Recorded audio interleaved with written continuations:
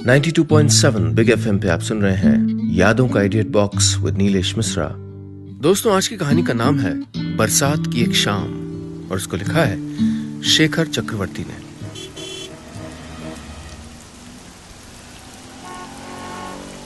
अपने सपनों और जरूरतों के बीच दौड़ता, कभी न थमने वाला शहर मुंबई। 3 जून की शाम को यह शहर कुछ धीमा पड़ता जा रहा था। शहर की टैक्सी यूनियन ने किराया बढ़ाने की मांग पूरी न होने पर स्ट्राइक कर दी थी और दूसरी तरफ मानसून ने मौसम विभाग के अनुमानों को मुंह चढ़ाते हुए हफ्ते भर पहले ही दस्तक दे दी थी। अपने ऑफिस से निकलकर श्रुति ने जब बाहर सड़क पर जमा पानी देखा और दूर दूर तक उसे कोई टैक्सी नजर नहीं आई तो उसने सोचा अपने पतिदेव की बात शायद मान लेनी चाहिए। अब उसे भी अपने लिए एक अलग कार ले लेनी चाहिए। पर दोनों की सैलरी का आधे से ज्यादा हिस्सा तो नए फ्लैट और कार की ईएमआई भरने में चला जाता है। बाकी जो थोड़ा बहुत बच रहा है उसे भी एक और कार की इंस्टॉलमेंट में लगा देंगे तो फिर कुछ ही महीनों में जो नया मेहमान घर में आने वाला है उसके बारे में कौन सोचेगा। कार अभी नहीं। श्रुति ने खुद को समझाया और अपनी छतरी खोल के बस स्टॉप की ओर बढ़ने लगी। बारिश तेज थी।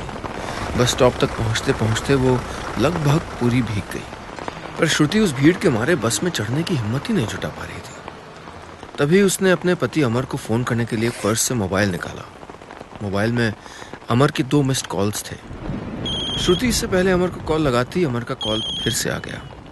उसका नाम देख के श्रुति के चेहरे पे एक मुस्कुराहट तैर गई। फोन पे अमर बोला, श्रुति कितनी देर से तुम्हारा नंबर ट्राई कर रहा हूँ। अच्छा सुनो, मैं ऑफिस से निकल रहा हूँ, तुम वहीं रुको, मैं तुमको लेने आ रहा हूँ। श्रुति के बिना कुछ कहे ही अमर ने उसकी सारी प्रॉब्लम्स दूर कर दी थी। पिछले 3 सालों से अमर ये करता आ रहा है। शादी के बाद श्रुति को एक पति ही नहीं एक अच्छा दोस्त भी मिल गया था। शहर के दूसरे कोने से अमर को आने में कम से कम घंटे भर का वक्त लगने वाला था। सो श्रुति ने उस बस स्टॉप पे भीगने से अच्छा सामने वाली कॉफी शॉप में बैठने का मन बना लिया। श्रुति कॉफी शॉप पे एक कोने के टेबल पे जाके बैठ गई और नॉवेल पढ़ने लगी। वेटर आया और श्रुति ने ऑर्डर दिया, 1 cappuccino and 1 cheese sandwich please. तभी सामने से किसी जानी पहचानी पुरानी आवाज ने कहा, मेक दैट 2 प्लीज। श्रुति ने जैसे ही नजर उठाई, सामने उसके बचपन का दोस्त, उसका पहला प्यार उदय गीले कपड़ों में मुस्कुरा रहा था। आप सुन रहे हैं यादों का edit box with Nilesh Mishra, सिर्फ 92.7 बिग एफएम पे। इतने सालों बाद उदय को अपने सामने खड़े देख एक पल के लिए श्रुति को समझ ही नहीं आया कि वो रिएक्ट कैसे करे।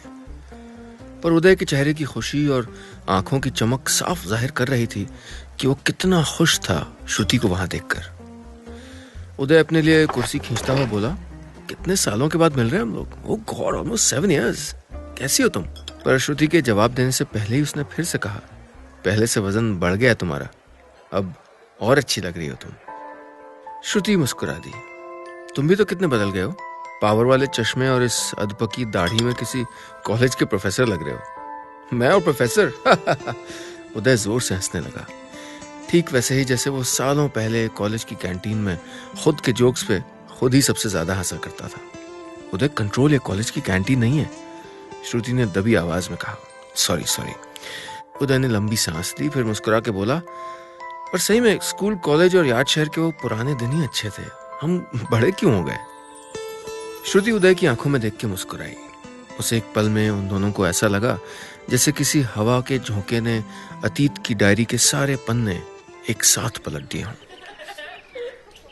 याद शहर का वो सिविल लाइंस मोहल्ला जहां वो दोनों एक साथ बड़े हुए, जहां शाम को साइकिल सीखते हुए न जाने कितनी बार घुटने और कोहनियां छिल जाती थीं। गर्मी की दोपहर को दादी के कमरे में लूडो खेलते हुए आपस में एक दूसरे के बाल पकड़ के झगड़ते थे। स्कूल एब्सेंट करने पे एक दूसरे से शाम को अपनी अपनी बालकनी से होमवर्क पूछा करते थे। हाई स्कूल के बाद कॉलेज की सीढ़ियां जहां साथ साथ चढ़े, क्लास बंक करके दोस्तों की टोली में मैटनी शो देखने जाया करते थे। जब क्लास में कम, कैंटीन में ज्यादा अटेंडेंस लगती थी। जब पहली बार दोनों का दिल धड़का था। Madam, your order. वेटर ने टेबल पे कॉफी और सैंडविचेस ला के रख दिए। कॉफी की सिप लेके श्रुति ने उदय से पूछा, तुम लोग मुंबई कब आए? मयंक और रितिका कैसे हैं? उदय कुछ पल खिड़की के बाहर देखता रहा, फिर बोला, मयंक अब अपनी मम्मी के साथ रहता है। मतलब? श्रुति ठीक से समझ नहीं पाई। उदय श्रुति की ओर देख के बोला, मैं और रितिका अब अलग रहते हैं, डिवोर्स के लिए कोर्ट में अर्जी दी है। आप सुन रहे हैं यादों का edit box with Nilesh Mishra, सिर्फ 92.7 बिग एफएम पे।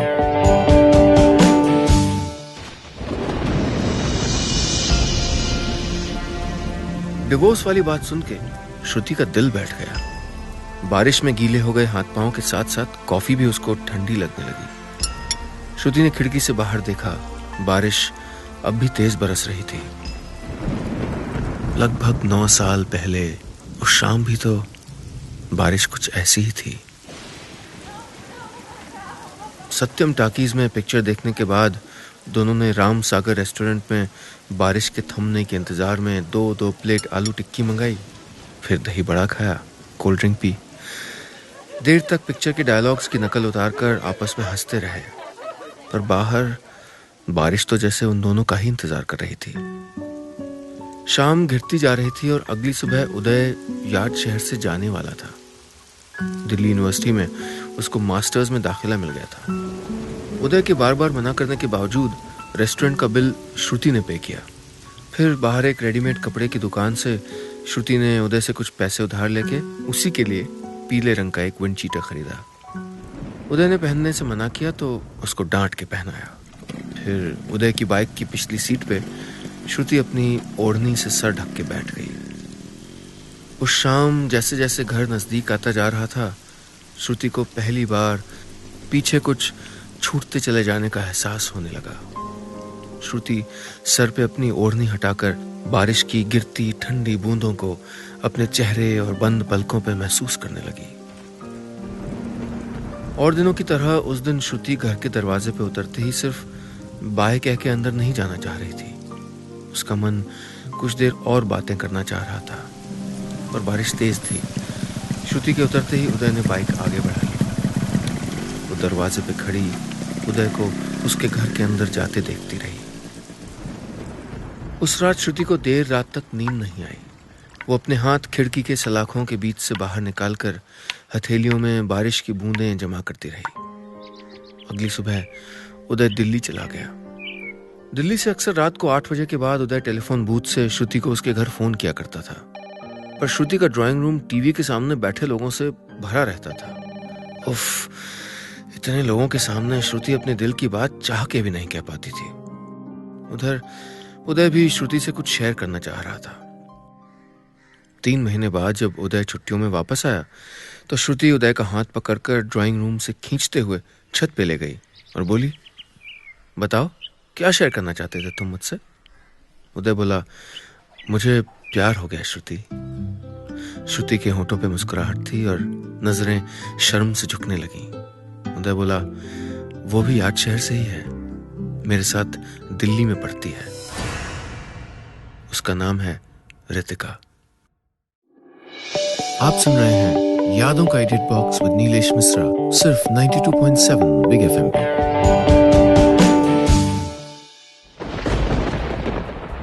बाहर जोर से बिजली के कड़कने की आवाज हुई।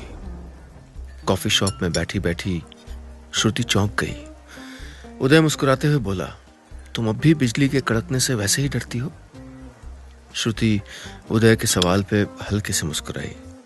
कॉफी पीते हुए उदय के चेहरे को श्रुति गौर से देख रही थी। उसके चेहरे पे अब ना वो पहले वाला ओज था, ना ही वो चमक। कैसा बुझा बुझा सा था उसका चेहरा। हल्के से मुस्कुराने पे भी कितनी सारी लकीरें खिंच रही थीं उसके माथे और दोनों आंखों के बगल में।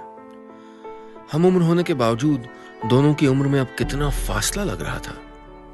तकलीफ दिल में हो तो चेहरे पहले मुरझा जाते हैं। श्रुति की नजरें खुद पे देख उदय ने पूछा, क्या हुआ? कुछ नहीं। श्रुति अपनी बची हुई ठंडी कॉफी एक ही घूंट में पी गई।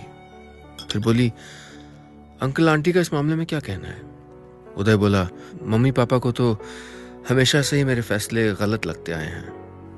जब रितिका से शादी करने का फैसला किया तब भी घर में महाभारत छिड़ गई थी, और अब शीत युद्ध सा माहौल है। काश इस बार भी तुम सब कुछ ठीक कर देती। उस दिन संडे की सुबह उदय अपने घर वालों से झगड़ के श्रुति के घर चला गया था। श्रुति अपने कमरे में थी। दरवाजा नॉक करके अंदर आना इतनी कर्टसी उदय ने कब सीखी थी। उदय को देख श्रुति हड़बड़ाते हुए अपने बेड पे उठ के बैठ गई।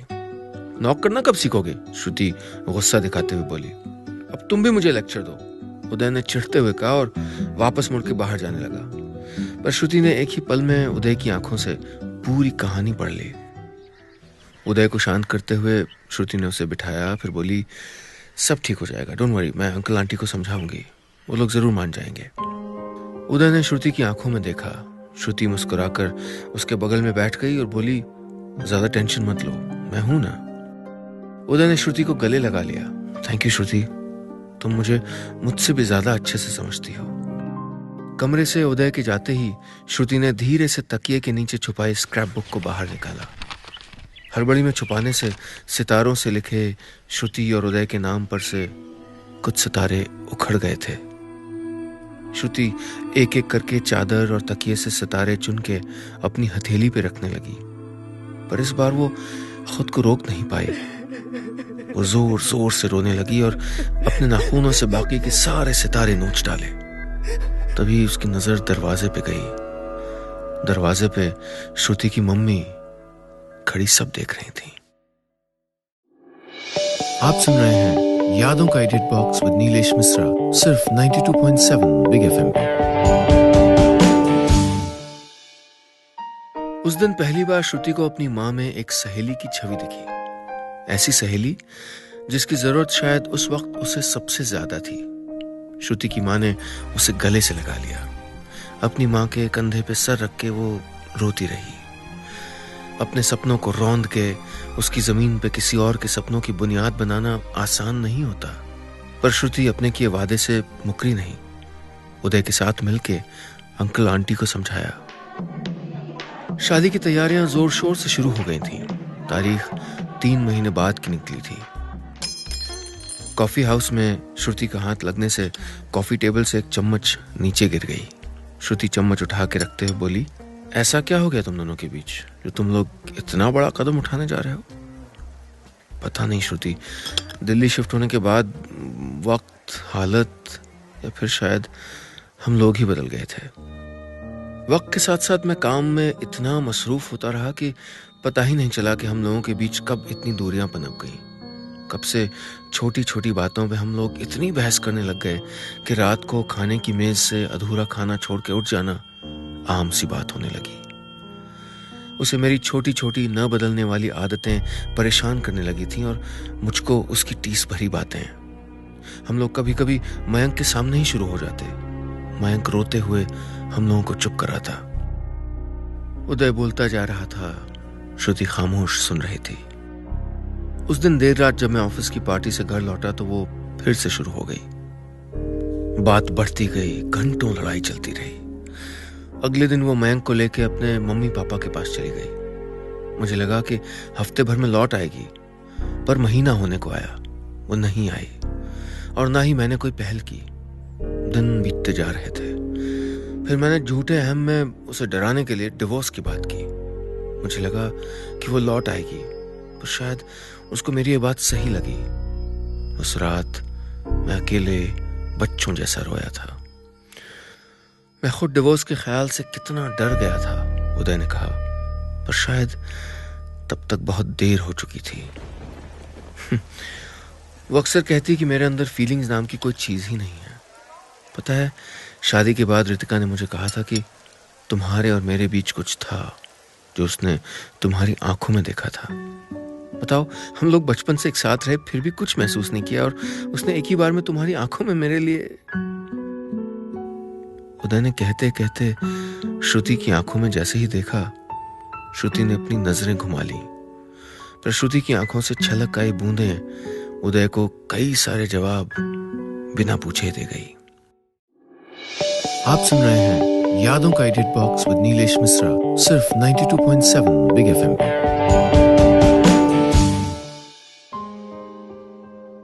उदय कुछ देर तक सन्न होकर श्रुति को देखता रहा, फिर गुस्से में बोला, मैं तुम्हें अपना सबसे अच्छा दोस्त मानता था, मैंने कभी तुमसे कुछ नहीं छुपाया, फिर तुम मुझसे इतनी बड़ी बात कैसे छुपा गई?